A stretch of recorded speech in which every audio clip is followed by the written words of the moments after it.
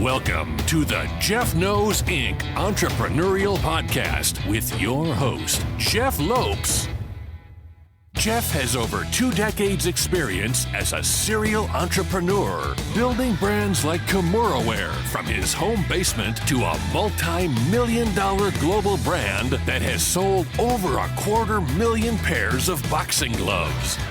Jeff's here to educate, guide, and drive you on the process of bringing your ideas and dreams to reality with the inspiring stories from some of the top business minds. Welcome to episode number 27. Today's special guest is Joey Yaks, aka the studio CEO. Joey turned his back on a promising music career to head back home to St. Louis, Missouri, where he focused on his family, his faith, and building his own business, putting his passion towards marketing for some of the biggest CEOs and entrepreneurs in the world. Great inspiring stories to sit back and enjoy.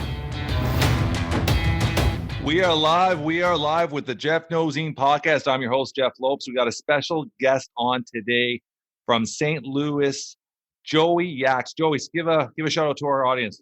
What up, y'all? I'm Joey Yak. Yak stands for you already know. And if you don't know by the end of this episode, you never will. You beat me to that, buddy. I was going to ask you what that stood for. That's awesome. I already know. So how we always start our podcast is we essentially just want to get to know our guests a little bit, what they're currently doing, and then we just flow from there. So what are you currently doing, and what brought you to that spot? And let's start flowing from there, buddy.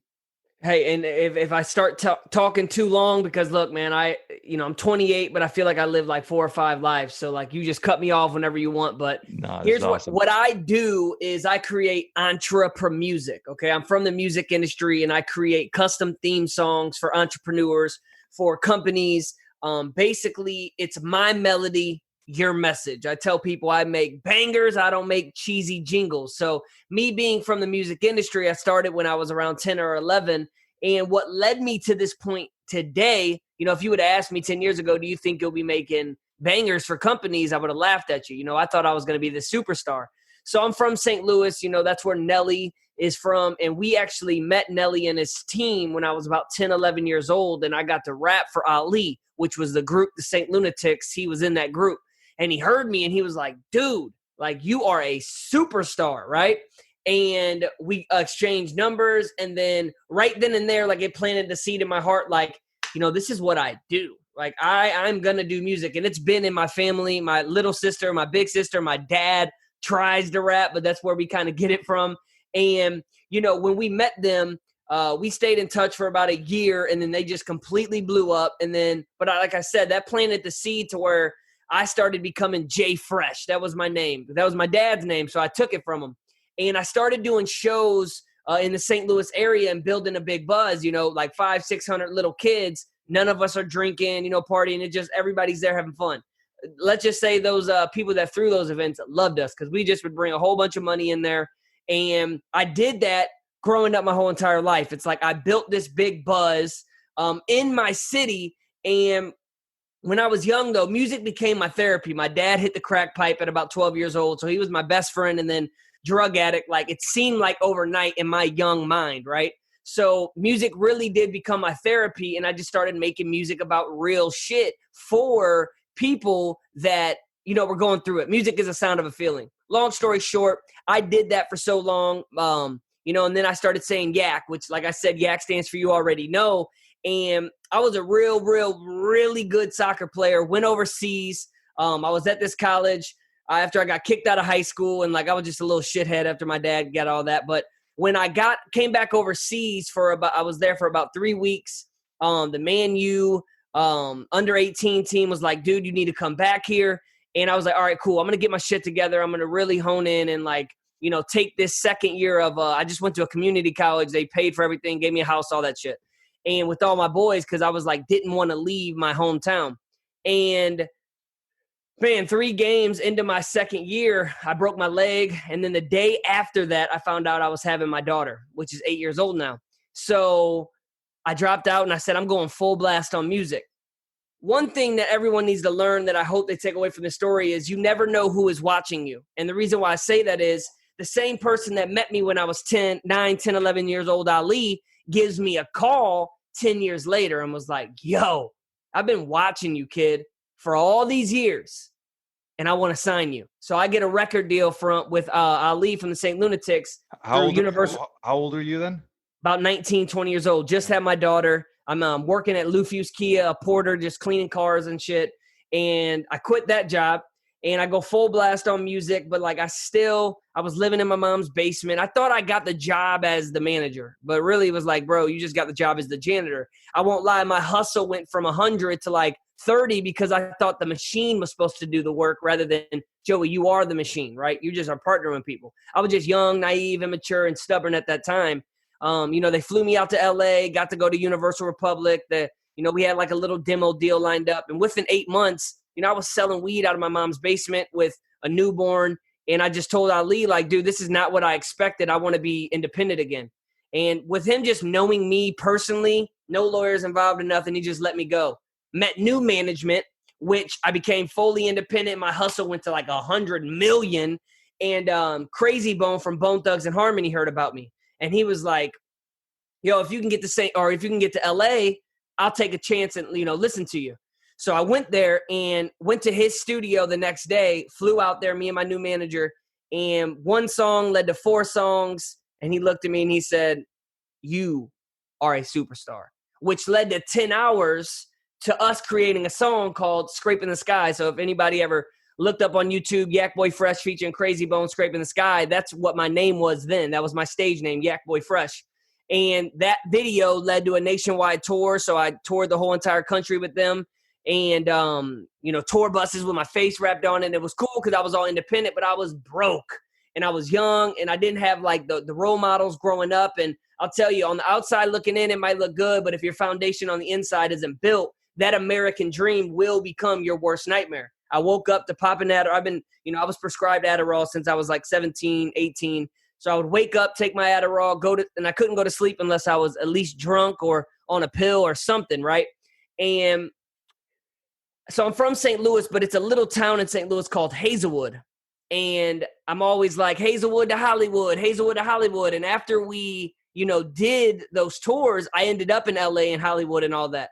Just because they were like, you need to be here, dude. Like you're on that stepping stool to go to where you want to be. But I kept hearing something inside, which I didn't know what it was then. And, now I know it was like the voice of God and whatever God you want to believe. But me, I grew up Catholic and it rubbed me the wrong way. But, I'll get more to that later. But I heard you're Hazelwood, not Hollywood, go back home. You're Hazelwood, not Hollywood, go back home. And like, I felt this, I was flying first class on a guilt trip, man, because my dad was gone and I was gone away from my kids. So like, I had this song called Daddy's Little Girl that exploded and I just let my heart out and like, talking about how, every time my daughter sees a plane, she points at it and looks and she says her daddy's name when daddy coming home. Why my daddy always gone? Like shit like that. And it was just killing me inside because I was gone and I wasn't happy and I was broke as hell. We were independent. Everything that we made had to go back into, getting to the next city or merchandise and all that, man. The struggle was real. Can we dive into that? I think that's a reality check for most young and visionaries, young artists. They see the glamour, they see the videos, they don't realize the hustle and how hard it is financially to make it to that level where that 1% or even less than 1% you're seeing on TV and they're making the millions and the billions. And then you got the independent artists like yourself that are working your ass off. They're getting likes, they're getting followers, they're filling out arenas, but they're still not making the financial income that you should be making at that point. So you want to dive into that bit? I mean, dude, it was really, really rough. Like if I wouldn't have been with the type of people that I were with, they were street cats and, I was with a crowd that, they had money, right? They had money and they knew how to get money. Me, I was just an artist, And another thing is I was on tour with Bone Thugs and Harmony. And one thing about business is, we have to pick our demographic, right? So my demographic, I always say, is 7-figure business owners that are looking to get more attention, right? Just because I know the value and like, I don't want to work with some people that didn't have money. And, obviously I work with some people that aren't 7 figures, but the point is Joey should not have been on tour with Bone. He should have been on tour with Justin Bieber, right? So my demographic was so off. So we had to work twice, 3 times as hard just to get people to notice and pay attention. that's a lot of what these business owners are doing as well, is like, buy for me, buy for me, buy for me. And it's like, bro, you're trying to sell to an 18-year-old when your demographic's 35, right? So I think and we spent so much money, but we were just doers and action takers. That opportunity presented, so we took it. And I'm glad we did, because it's such a great part of my story. And I learned so much from them. But dude, the struggle and hustle is real. That's why you'll spend way more money than you need to when your demographic isn't right. So that's business, that's artists, that's everything. It's everything for an entrepreneur. So dude, just to transition back real quick to show you how I got here, is like, I ended up leaving, man. I left. I listened to that voice. There's, stuff that, like, I listened to that voice for like heard that voice for 15 months. And I was just like, man, I gotta go. But I was nervous too, because these people put so much money into me and I was the brand.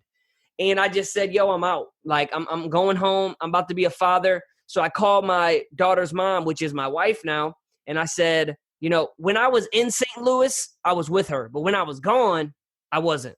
So the emotional roller coaster I put her on for, 3, 4, 5 years is just, I'm surprised that we're married right now, man. And when I came home, I called her when I was in Hollywood and said, hey, meet me in Orlando. My buddy actually paid for me and her to go to Orlando. And I said, I'm about to be the dad and the boyfriend that you've always wanted. I promise you.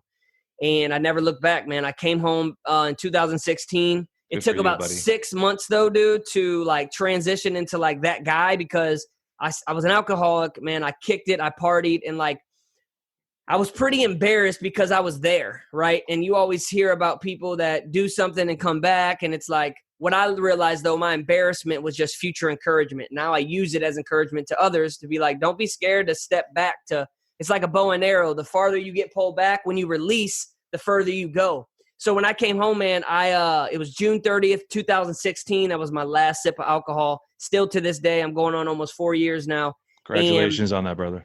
Thank you, bro. And I tell people I used to be go-go gadget ratchet, right? I was the life of the party. I kicked it. And I transitioned, man, into overdosing on the Holy Ghost. I went into the church scene and Christian. I grew up Catholic. It rubbed me the wrong way. I went to a Catholic high school just to play ball. Didn't know the difference between God and Jesus. And when I stepped into the Christian church, though, like, I was like, wow, like this music drew me in. And it's like not about, a religion, but a relationship with something bigger than you. And I was like, I need that in my life. And I literally dropped everything. And I said, I'm going all in on this. Like, I even started rapping about, being a Christian on a mission. I'm Holy Spirit turned. Like, I was on stage at the church, like, doing it with the whole people. And it's what I needed, man. And like a month before, or a month after, in August 1st, I got, I heard about an opportunity at a digital marketing company, and they were like, you make 216% commission. I was like, if I sell something for 500, I get over $1,000. Yo, let's go. I didn't know about this world of sales and stuff, but I've been a salesman my whole life. Yeah. The energy, I've been selling Joey, people buy for people. I'm great at that.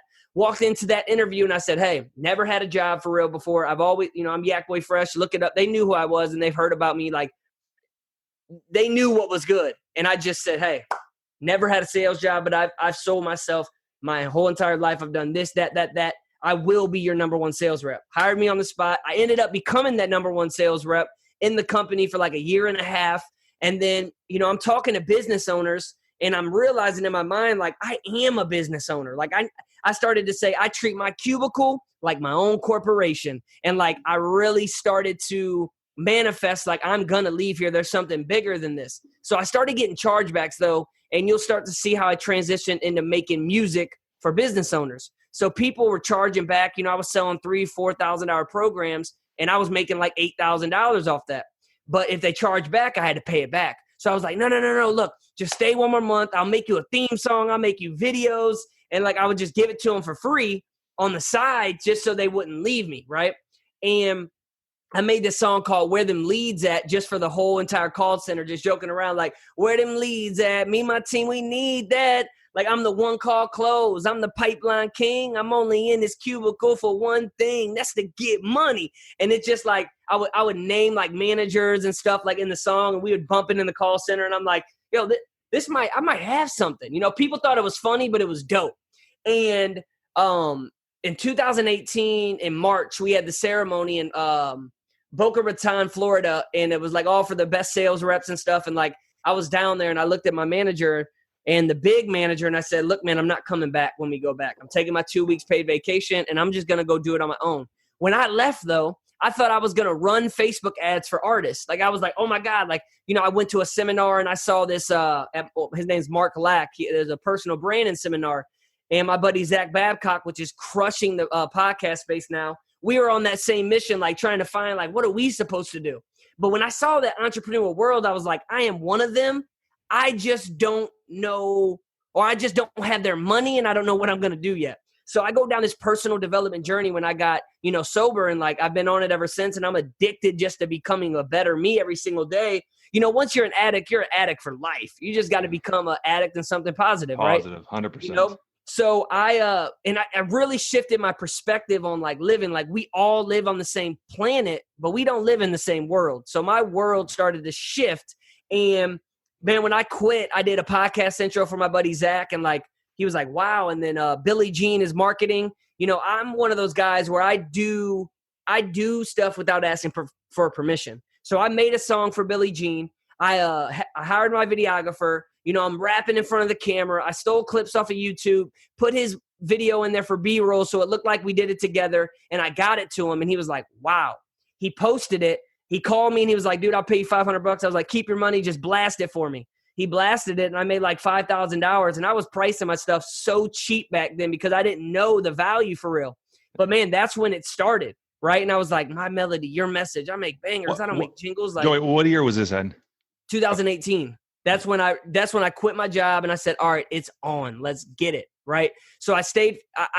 The thing, you know, about the sales job that I had, and I was there for about 1.5 years, 2 years, is like I needed to develop the discipline and like going somewhere, sitting down, working. You know, I've never had that. I've had to wake up, what am I going to do with my life today type of thing with the music industry. Yeah. Everything is lessons, buddy. It's with life, you take everything as an experience, as a lesson, and you move forward from it. And as long as you've learned something from that moment, it was valuable. Well, here's the thing also is one thing plus one thing plus one thing equals the thing. So people always think like, I'm supposed to, like, what am I supposed to do with my life? Like, I don't know my purpose. It's like, you know, God didn't make tables. He made a tree. Someone took that tree and made furniture. So it's like, you have to go take other things and utilize it. When I left LA, I could have said, my music career is done. Probably like a lot of people did. But what I did was, okay, you know, I'm starting scratch. In my mind, it's like, you know, you get to choose what you believe. So what I chose to believe is God put me on this platform. Hey, you need to have all these 15 plus years experience in music, because what you're going to do is you're going to do music, but you're not going to do music the way you think you're going to do music. But I need you to go fail real quick and go learn real quick on what you're not supposed to be so it can develop your character. Okay, had to come back home. Also, I want you to make these songs for business owners, but you can't make songs for business owners if you don't get high on your own supply. So you need to go spend 2 years in actually talking to business owners and feeling their pain, feeling their problems, you know, and then it's like you develop this character and this discipline. And now I tell people I packaged up my past and presented it as a product. I packaged up my pain, my passion, my purpose, all them damn P words you want to say, and present it as my product now, man. So it's like, that's where I got to where I am today. I've done so much. You know, I edit videos and create videos, and a creative consultant for a lot of people as well. But when it comes to content creation now, like that's what I do for business owners to help them get attention. And it's just been a beautiful, crazy ride, man. I'm just super, super, you know, I'm super like, I know who I am. Like people want to know, everybody wants to know, you know, you want everyone to know who you are, but you don't even know who you are, right? I wanted everyone to know who I am, but I didn't even know who I was. So it's been one hell of a ride, and I'm really just getting started, I feel like. Oh yeah, you're fresh, buddy. You're just two years in. This is baby steps to a huge future for you. So I'm glad about that. I'm gonna dive back a couple of things. I want to learn more about your football, your soccer. We call it soccer here, but football. Yeah. When you went to play and all that stuff, what age did you start playing?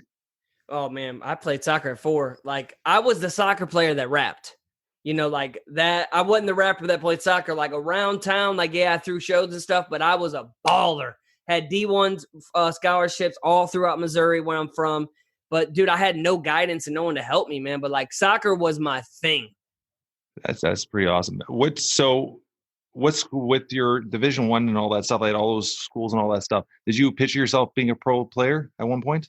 No, dude, it was just something I've always done, and it was a part of my therapy as well. And I always knew, like, if I wanted to do that, I needed to go overseas. But I was so St. Louis because, like, when my dad left, like, I felt this, like, I never wanted to leave my mom. And, like, I grew up with my mom and my sisters, and, like, I just was scared. I remember going on trips and stuff, and, like, I used to play this Olympic development program they call ODP, and I would go to other states, and, you know, all my boys would be with me that are on the team. But, like, I would always get the one to be chosen to stay, you know, for the big games. Like, everybody would go home and, like, oh, for the Missouri ODP, Joey Pieper, you're the one staying. I'm like, I'd be in tears because, like, I wasn't with everyone. Like, I was just so scared of people leaving me my whole entire life because my dad was, like, my right-hand man, best friend. Like, that was my dude.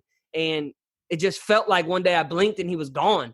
We lost our house. You know, we had to move in with my grandparents, and, like, it just was really, really hard. So in my mind, I never even thought about everybody else was like, you're going to be this, you know, MLS overseas player. But me, I was like, I'm just playing ball to keep sane, right? But I was really, really good at playing ball.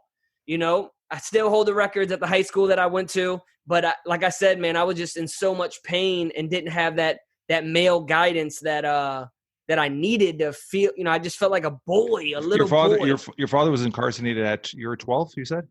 Around like from, dude, and that's another thing is like my memory is so bad. Like I think the trauma has compressed so much that like I think back sometimes and I just can't remember some stuff.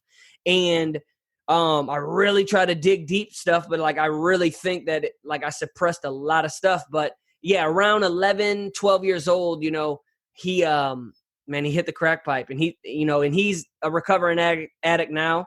And, you know, he remarried and has, you know, other kids, which are my brothers and sisters, which is, you know, I'm just now at a peaceful place in my life where I can call them my brothers and sisters. I mean, his kids and my kids are like the same age. Like it's, no, aunts and uncles the same age. Like that shit's weird, but it is what it is. But yeah, man, it was around 12, 13 years old.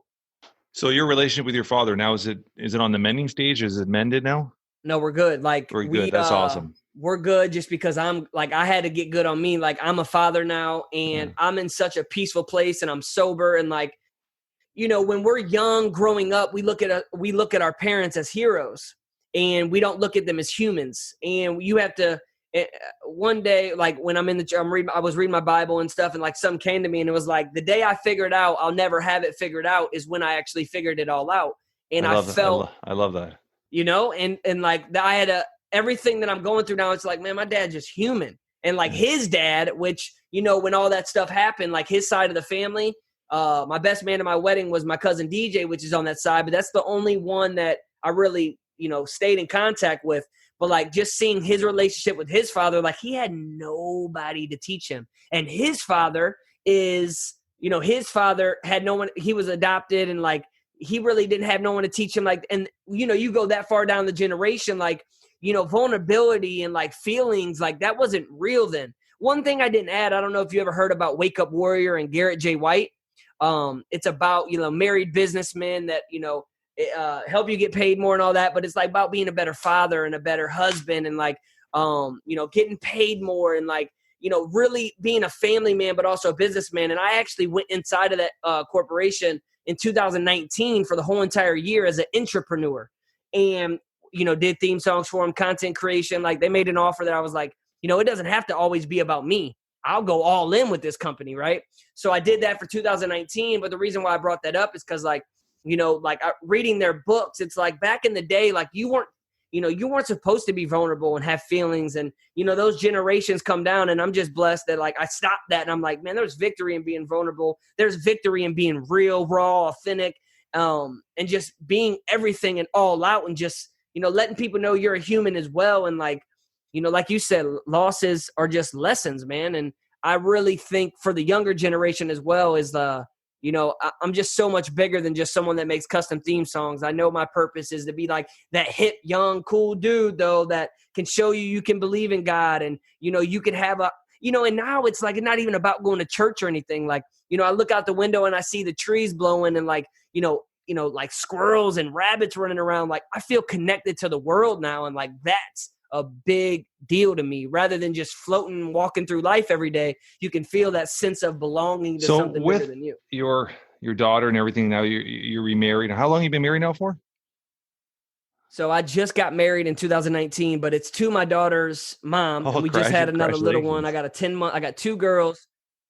So my daughter's 8 now. She thinks she's like 17, but she's 8. But I've been with her since high school, off and on. Like I said, it was a pretty toxic relationship at first. But when I came back home, I said, hey, let's do it. We went through therapy together. And the moment, though, I got sober and I found faith is really when it was like, wow, like you maybe can be this guy, right? And just seeing the relationship that my father and my mother had, when he got on drugs and then they split up, like, I really didn't believe in split parenting and co-parenting because I never seen a healthy relationship. When I see it now from like friends and stuff, like, it really, really warms my heart because like, I love that. I didn't grow up seeing that, but it's a choice, man. You have to decide and invest, just like in business and investments and all that. Like, you have to invest in your marriage as well. And it's been a crazy ride, and I love her to death, awesome. Man. I wouldn't with have yourself, it any other way for sure. Would you ever dip into running your own record label and have a young artist under you? Because obviously the experience is there.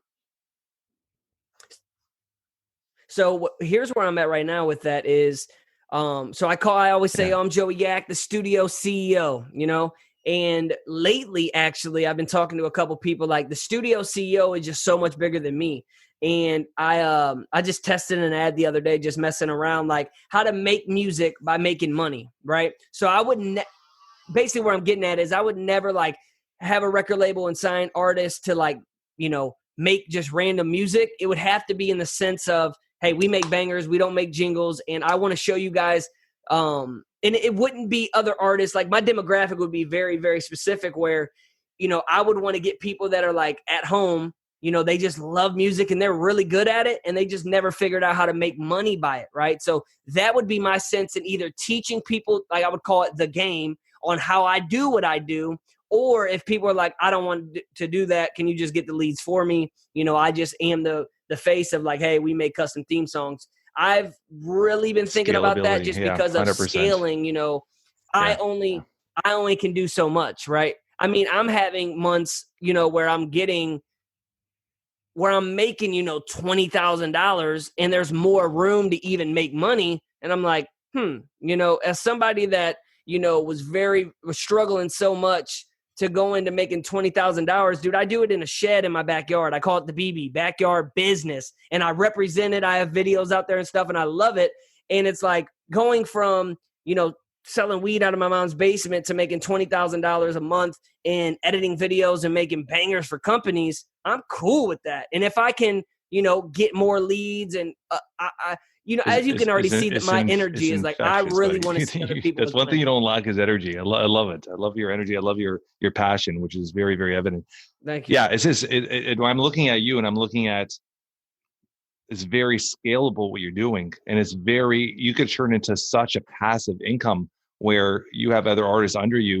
It's something that could grow really rapidly, right? And it's something that could go globally really quickly as well, right? Oh yeah, dude. I know for, and that's one thing. I talked to one of my mentors, Ryan Stewman. I actually own a media company with him called $1 Million Media, where we have, videographers come out to you once a month and like record content for the whole entire month in like a few hours. But what he was telling me is like, you have only tapped into like a small network, right? Of entrepreneurs. And like and that's one of the reasons in 2019, like the word abundance, right? They paid me a certain amount of money to where like I kind of felt that in my life where like I didn't have to worry about anything for the first time ever. I come from scarcity. So feeling a little bit abundance and not just money, but like I was looking around, seeing what they're doing. It's like, dude, this world is so big and there's so many people that I haven't even met yet. Like if I'm doing this with that, man, I could tap into something totally bigger. And I think a lot of people get so familiar with what's really fantastic. Like that's one thing about with and that's kind of what I want to tell people that are listening is like, there's something so fantastic about you that becomes so familiar. I tell my daughter it all the time, like, like little habits that we do that are fantastic. Like me, I even became familiar with, my wife doing the dishes and cooking, like, but actually that's fantastic. Like how she does it and what she does, and just being aware of that. Like me, when I do music, when I come inside, my wife and my kid, they're like, that's dope. But like when I give it to business owners, they're in tears when I'm telling their story because that's fantastic to them. So I think that a lot of us need to also realize that what is it that I do that's fantastic that has become familiar because I just do it every single day and, just so much. And once you figure that out, man, I think it's really, and I know that just came out of left field, but it was in my brain and I needed to say it, where it's like, we need to figure out what is fantastic and don't let that thing become familiar, because me making music actually did become very familiar to me, where I was like, man, this ain't nothing. Like, this ain't even tight no more. Like but when I made it not about me and made it about other people, it was like, wow. Oh, good brother. Your dad, you said, was an influence in your music when you started. How was that? Let's just dive into that a bit. So when I was like 7, 8, we would drive around in his Oldsmobile and he would have like old beats and he'd be like, let's battle. And I'm like, let's go. And like, I would say the same stuff over and over, but like, that's how, he went to, he was in prison for like 18 months and like, he would battle and breakdance people in there. Dude, if you met my dad, you would just smile because like, you see my energy, but like when you see him, he's just on a whole different level of like, he's no filter, and it's, and when he was doing music, it's just so crazy on like how it's inside of you, man, because my big sister, she's a beast at singing and songwriting and rapping. And my little sister, like before I knew it, she called me one day. I was like, hey, I need to record. I was like, you rap? And she's like, yeah, I made a song called Dear Pops. And it was a letter to my dad. And so I got on the chorus with her and we just bawled because like it's in us, man. It really is the music capability is in us. What's the age gap there from you and your younger sister? So younger sister is 18. I'm 28. So she's 10 years. And then my big sister, I think she just turned 32 or 33. Yeah. Did your younger sister have hopes of getting in the music industry? Yeah, she always wants me to, I always record her whenever. And like, she posted that Dear Pop song and got like 300,000 views. And I looked at her, I was like, yo, like we might need to do something with this. But the thing is, you can't push people to do stuff. Like, honestly, like my big sister was better than me. But like, I do shit. Like I tell people all the time, I'm not the best rapper. I'm not the best singer. I'm not the best songwriter. I'm not the best engineer, mixer, blah, blah, blah. But shit, I'm one of the best at taking action and just making shit happen by the law of attraction for real. And I tell her like, hey, you want me to do all this shit for you, but you need to go take steps like on your own and show me that you really want this. Like you're not posting no videos of you rapping and doing this stuff. Like I can help you, but like when I go into something, I'm going all in. And, if you don't have that same energy, family or not, I only can put what you put in as well. Is it not crazy that if you could sit back now, and I do this to myself all the time, actions I did when I was a kid led me to be an entrepreneur. Like I've always been self-employed. And I look at that and I'm like, I did this when I was 14. I did this when I was 13. I'd hustle this way. I'd hustle that way just to get an extra buck to get through the week. And these hustles and these drives when you're a kid, you don't realize you're just doing them. They're natural. And now you sit back and I'm 43 and I got a 14-year-old daughter and a 12-year-old son. I look back and I'm like, all that built who I am. It was my character. And I was a natural entrepreneur, not what I wasn't even realizing it.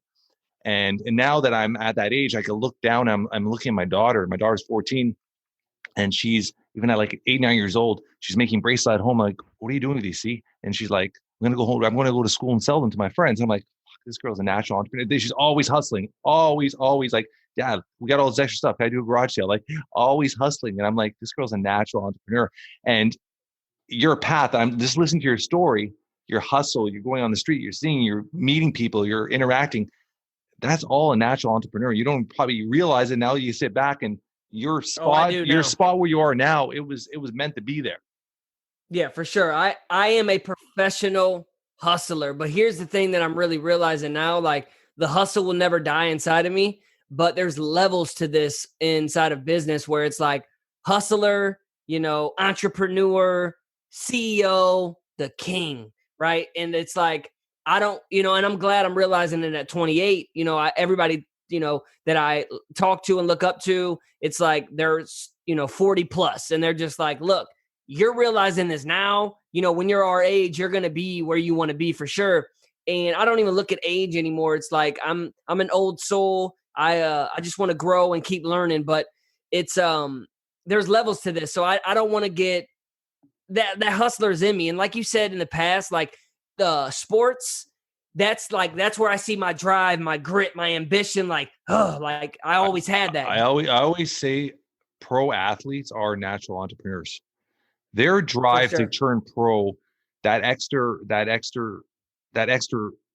oomph inside them, or that, I can't even name it, but that extra push to get to that level, whatever they wanted in life, whether it be a business owner, they would succeed. Yep. So it's a natural push. For you to get to that level, you don't even realize it. You have that extra drive to run faster, to train harder. You don't get there. You don't, like Kobe Bryant. Guy was that reason he had the helicopter. He was there 2 hours before every game, every practice, shooting around. At that level, that age, he didn't have to be doing that shit. He just did it. Right. So it's just that drive that people usually have. So I always say that, even like you said, your ball was essentially a path to where you are now in a way, right? 110%. And I think that, and I think also the small things are sexy. Like the simple things are sexy now, to where everybody wants to do it so big. And that's why I built my office in my backyard. And, I say backyard business, and, they say Kobe Bryant's first thing. So me and Tim Grover, which was his trainer and Kobe's trainer, that's my guy. Like, always reach out to him. He's always reaching out to me. I actually walked him out in Las Vegas. So let me tell you this story real quick. So I read the book Relentless. I made him a song without asking, did a dope video for him, gave it to him. They were like, wow, this is awesome. But then I was working with a guy named Brad Lee out in Vegas, and Tim is a client of Brad's. And I seen Tim over there. I was like, oh shit, that's Tim. He walks up to me. He's like, you're walking me out tomorrow morning. And I was like, okay. He's like, you sure? I looked at him and I said, dude, I've been training for this for my whole entire life. Let's get it. Did it. I'll send you the video, dude. It's insane. And like the testimony afterwards was like, you have to be ready at all moments. You have to literally be preparing for those moments your whole entire life, even though you don't know when it's coming. So you prepare for the moment that you never even know will come, rather than not preparing. And if it shows up, and when you do that so much, you don't trust your instincts control you, or your instincts trust you. I don't trust my instincts. I don't need to, because my instincts trust me. When a Tim Grover comes up to me and says, you're walking me out, the negativity in my mind wants to say, but the instinct in me was like, let's get it, man. Like, I've been training for this my whole life. I've been on tour with Bone. Had record deals. I've been in my backyard business doing this for so long. I'm ready for this. But the reason why I say that is because, Michael Jordan started his practice off with a little chest pass. And if you can't start it off with a chest pass, you can't do all the extra big stuff. So I always tell myself, if I can't make $20,000, that the whole year has been like, all right, I'm going to make 20K. Like that's been my goal, right? Each month, like, all right, that's my objective. But if I can't do that in that damn BB in my backyard, I'm not going to be able to do it in this nice office that everybody wants. It keeps me hungry and it keeps me hustling. And I just think I would rather show off that side of me, because that's who I really am, than all this other stuff that a lot of people are trying to show off of who they are. And it's like, why, man? Like, you're going to like Joey for Joey, because I know who Joey is. I've tried all that other stuff to make it look like it, and like I said earlier in this podcast is, when you sometimes look like you're living the American dream, when you don't know who you are, it can actually be your worst nightmare. Yeah, that's well said, brother. I always end off our podcast with a couple of questions for our entrepreneurs and throw it out there.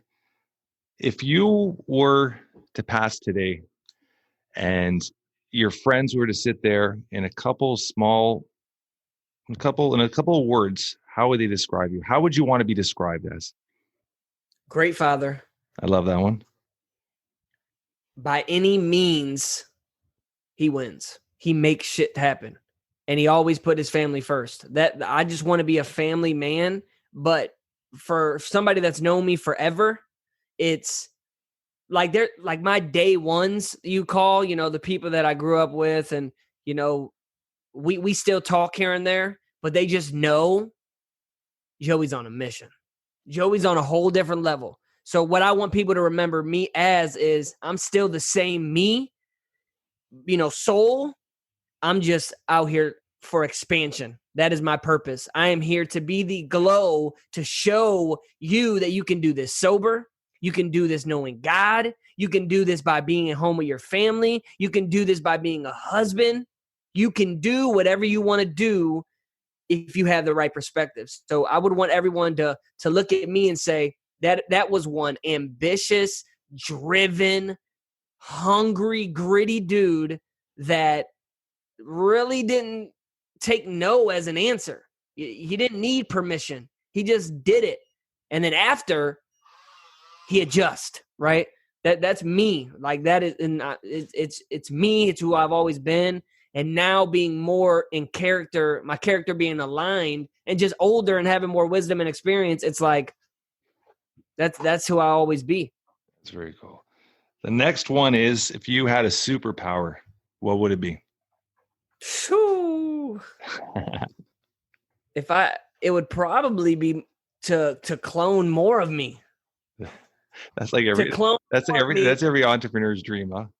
Oh man, just so I can make more bangers if I could clone like 5 of me, it'd be like, all right, you go do that. You go make the song for these people and give it to them. Cause that's a lot of the times I do, man. Like that's one thing I want to make sure that I never lose is my, once you get to a certain point, you're like, man, I deserve, you get a little bit of that entitlement, but me, I've got where I've gotten is because, there's some people that could afford, a $5,000, $6,000, $7,000 project with me, but I just give it to them because I've been training so long and doing this, and we build that relationship, and then they blast me out and I make, 30,000 from the people that they blasted. I just know the game and learn the game.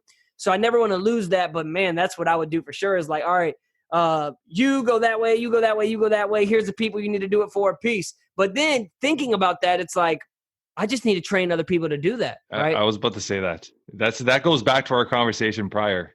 Passive income, teaching people. Do you find? I'm gonna throw this out there quickly.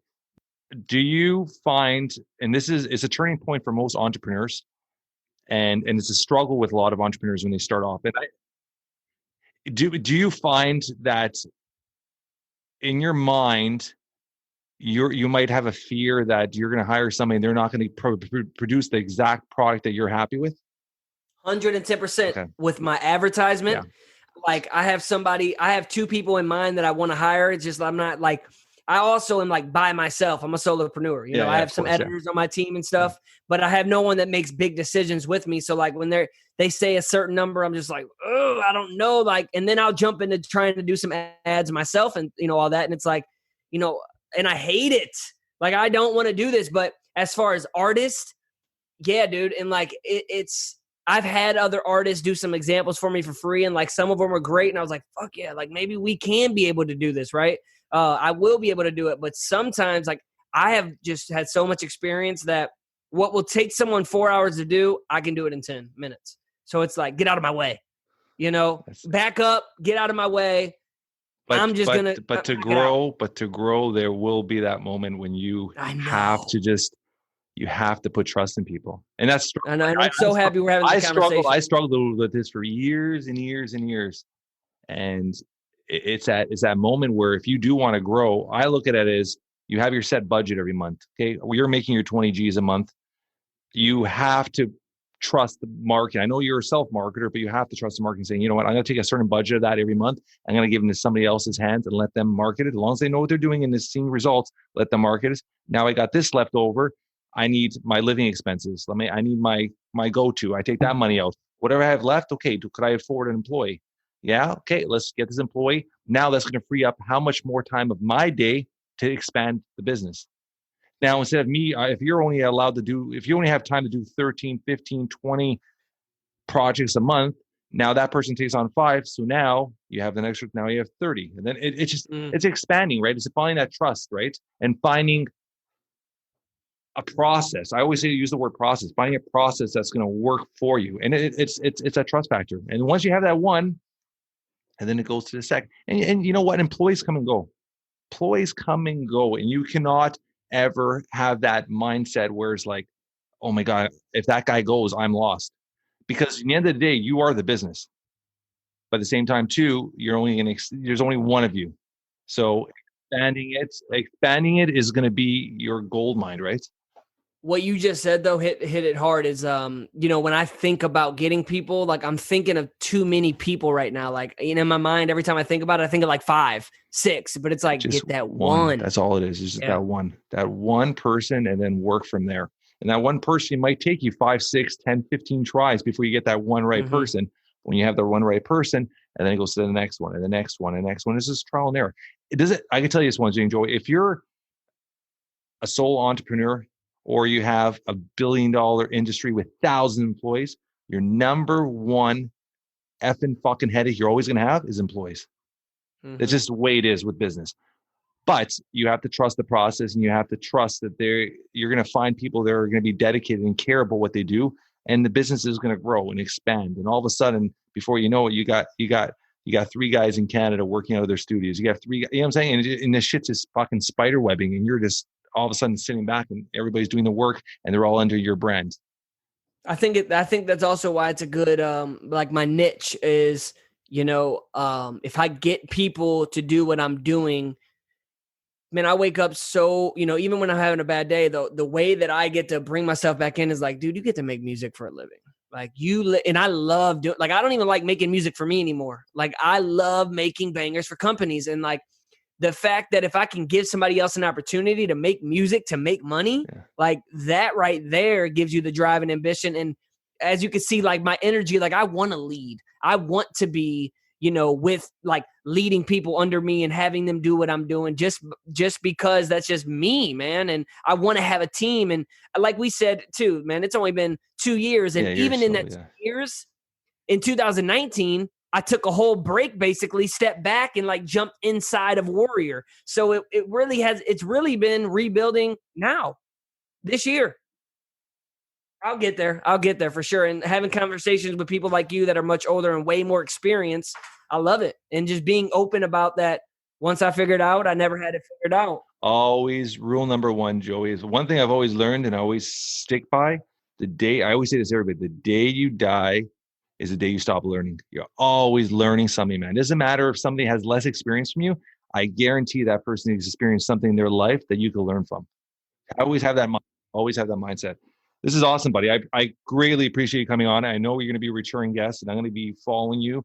On our show notes, we're going to have all the links to get a hold of Joey through his social media, through his website, through everything. If you want to get a banger done for your company as an entrepreneur, because we have a good following here. This has been amazing. You want to say a little shout out bye to everyone? Yeah, I mean, like in the show notes, it's joeyyak.com. Instagram is @joey.yak. Facebook is Joey Yak, but also my personal page is Joey Yak Peeper. My main platform, why I don't know, is Facebook. I mean, I think that's just where I developed a lot of clients, and that's where a lot of my clients are. But reach out to me. As you can see, if you listen to this whole thing, I'm very personal. And I just love to connect, man. If you need, it doesn't even have to be about you being, an entrepreneur that wants a banger. We can just chop it up. So reach out to me. Remember, I'm Joey Yak. Yak stands for you already know. And if you don't know by the end of this episode, hey, they never will. Love it. Peace out, brother. That's a wrap for today. I just want to thank Joey for taking time in his busy schedule to be on the Jeff Knows Inc. podcast. Hope you guys enjoy this episode. If you have enjoyed it, tell your friends, tell your family, spread the word. We're trying to build something special here. Like all weeks, hit the subscribe button, leave a review. 5 stars would be absolutely amazing. Greatly appreciate it. Until next week, always move forward.